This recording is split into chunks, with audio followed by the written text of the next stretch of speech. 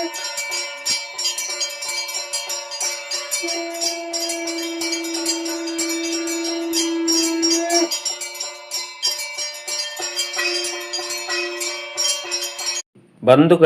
ನಮಸ್ಕಾರ. ಮನೆ ಮತ್ತು ಮನಸ್ಸಿನ ವಾಸ್ತು ಮಾಹಿತಿಗೆ ನಿಮಗೆಲ್ಲರಿಗೂ ಆತ್ಮೀಯವಾದ ಸ್ವಾಗತ. ಇಂದಿನ ವಿಷಯದಲ್ಲಿ ಒಂದು ಅದ್ಭುತವಾದ ವಿಚಾರವನ್ನು ತಿಳಿದುಕೊಳ್ಳೋಣ.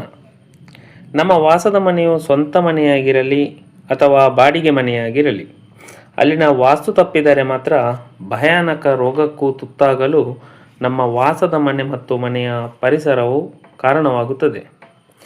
ನಾವು ಅನೇಕ ಕಡೆಗಳಲ್ಲಿ ವಾಸ್ತು ಪರಿಶೀಲನೆ ಮಾಡಲು ತೆರಳಿದಾಗ ವಾಯುವ್ಯದ ಕಡೆಗೆ ಮಳೆ ಬಂದಾಗ ಅಥವಾ ಮನೆಯಲ್ಲಿ ಉಪಯೋಗಿಸಿದ ನೀರು ಹರಿಯುತ್ತಿದ್ದ ಮನೆಯಲ್ಲಿ, ದಕ್ಷಿಣ, ಆಗ್ನೇಯ, ನೈಋತ್ಯ ಮತ್ತು ಪಶ್ಚಿಮ ದಿಕ್ಕಿಗೆ ಮಳೆ ಬಂದಾಗ ಅಥವಾ ಮನೆಯಲ್ಲಿ ಉಪಯೋಗಿಸಿದ ನೀರು ಹರಿಯುತ್ತಿದ್ದ ಮನೆಯಲ್ಲಿ, ಮನೆಯ ವಠಾರದ ಪಶ್ಚಿಮ ನೈಋತ್ಯ ಮತ್ತು ದಕ್ಷಿಣ ನೈಋತ್ಯ ದಿಕ್ಕಿನಲ್ಲಿ ತಗ್ಗಾಗಿದ್ದು, ಬಾತ್ರೂಮ್, ಟಾಯ್ಲೆಟ್ ಮತ್ತು ಈ ದಿಕ್ಕುಗಳು ವಾಸದ ಮನೆಯನ್ನು ಗಮನಿಸಿದಾಗ ತಗ್ಗಾಗಿದ್ದು, ಇಲ್ಲಿ ಹೆಚ್ಚಾಗಿ ನೀರನ್ನು ಉಪಯೋಗಿಸುವಂತಹ ಮನೆಯಲ್ಲಿ ಮತ್ತು ವಾಸದ ಮನೆಯ ಆಗ್ನೇಯ, ದಕ್ಷಿಣ, ಪಶ್ಚಿಮ, ನೈಋತ್ಯ ಮತ್ತು ಪಶ್ಚಿಮ ವಾಯುವ್ಯ ದಿಕ್ಕಿನಲ್ಲಿ ಗೊಬ್ಬರದ ಗುಂಡಿ, ತ್ಯಾಜ್ಯ ಗುಂಡಿಗಳು, ಟಾಯ್ಲೆಟ್ ಗುಂಡಿ, ಬಾವಿ ಮತ್ತು ಬೋರ್ವೆಲ್ಗಳನ್ನು ಹೊಂದಿ ಅದನ್ನು ಉಪಯೋಗ ಮಾಡುತ್ತಿರುವ ಮನೆಗಳಲ್ಲಿ, ಪೂರ್ವ ಈಶಾನ್ಯ ದಿಕ್ಕು ವಾಸ್ತುವಿಗೆ ತದ್ವಿರುದ್ಧವಾಗಿರುವಂಥ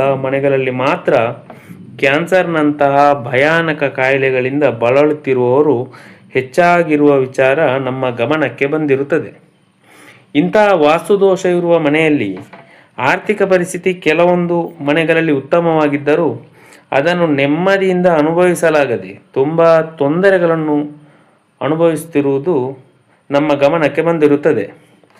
ಆದುದರಿಂದ ವಾಸದ ಮನೆಯಲ್ಲಿ ವಾಸ್ತು ಪ್ರಕಾರವಾಗಿ ದಿನಚರಿಗಳನ್ನು ಅಳವಡಿಸಿಕೊಂಡಿರುವ ಮನೆಗಳಲ್ಲಿ ಮತ್ತು ವಾಸ್ತು ವಿನ್ಯಾಸಗೊಳಿಸಿಕೊಂಡಿರುವ ಮತ್ತು ಮೊದಲೇ ವಾಸ್ತು ಪ್ರಕಾರವಾಗಿರುವ ಮನೆಗಳಲ್ಲಿ ಯಾವುದೇ ಭಯಾನಕ ಕಾಯಿಲೆಗಳು, ಗಂಭೀರ ಅನಾರೋಗ್ಯ ಸಮಸ್ಯೆಗಳಿಗೆ ತುತ್ತಾಗಿರುವುದು ಇದುವರೆಗೆ ನಮ್ಮ ಗಮನಕ್ಕೆ ಬಂದಿರುವುದಿಲ್ಲ.